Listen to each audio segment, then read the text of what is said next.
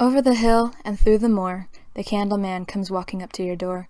He lights up a candle and walks to your bed, leaves the candle in the window, and leaves with your head. That's the nursery rhyme my grandma used to tell me when I was young. I remember that little rhyme terrifying me as a child as I cowered under the covers in the bed at her small country cottage, too scared to sleep. She described him as a tall, pale man in a robe who liked to kill little children.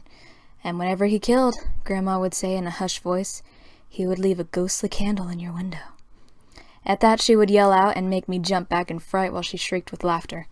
The Candle Man. Even the name gives me chills. It seemed like such a horrible, scary thing to say to a child, but then again, Grandma was a scary woman. She was small with weathered skin and cruel sunken eyes that always seemed to glare at me. After Grandpa died, she hardly ever left her house, just sat at her rocking chair, telling stories of the Candle Man and taking delight in my fear, laughing madly when I jumped.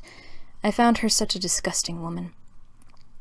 Anyway, when I grew up, I learned that it wasn't her fault, really. Grandpa's death had shaken her up, messed with her head.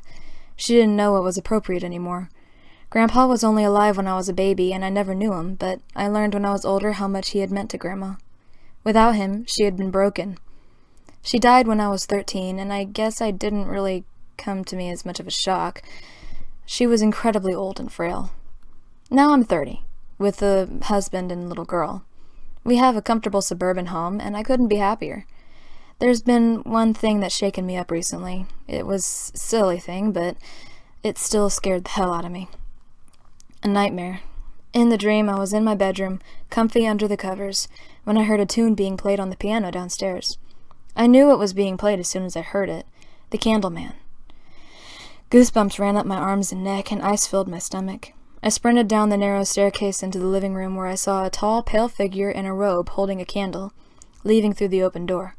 The Candle Man. He was about 6'4" or 5, with dead-looking beady eyes and a wide, evil grin. I woke up suddenly in a cold sweat, turned on the light, and read until I was ready to sleep again. I put the dream down to too many drinks and the coming of Halloween, but it freaked me out anyway. And that takes me up to yesterday, Halloween night. I was trudging back from a party, not drunk, I don't drink, but still woozy from tiredness, my hands thrust into my pockets for warmth. While I was walking back through the crisp orange leaves, the poem of the Candle Man popped into my head. My heart began to thud as I walked down a poorly lit street, leaves crunching underfoot, the pale moon casting long shadows on the earth. My mind's eye, I could see the Candle Man, thin and ghostly, running up to me and cutting off my head in one swing of an axe. Silly, I know, but the dark can make my imagination run wild sometimes. I arrived on my road and began to calm down, feeling silly for letting that poem get to me, safe under the streetlights. As I arrived at my front yard, I noticed a tall man in a robe standing at the end of the street, face shrouded in darkness. He appeared to be staring at me. Once again, images of the Candle Man flooded through my head, sending my heartbeat into overdrive. I shook it off. It's just a tall man out for Halloween. Nothing to be scared of, I said to myself, trying to slow my breathing.